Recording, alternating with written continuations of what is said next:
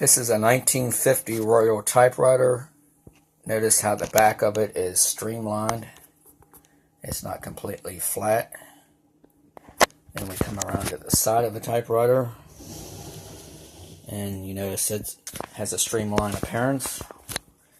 Now we're going to come around to the front.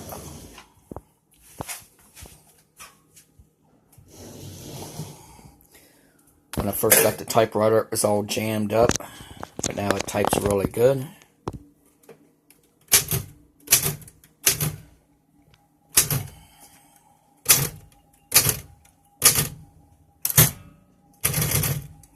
Now we're going to do capital letters. And then this is a thing here where you can change the way it types. You know, type lighter when you put it on this one. Or maybe not that much lighter. And then the yellow one down here on that switch, you can't even barely see it. So I usually keep it on the red. But what the red really means is it takes a red ribbon.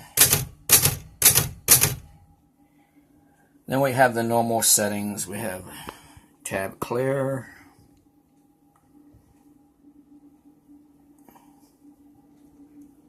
and tab set.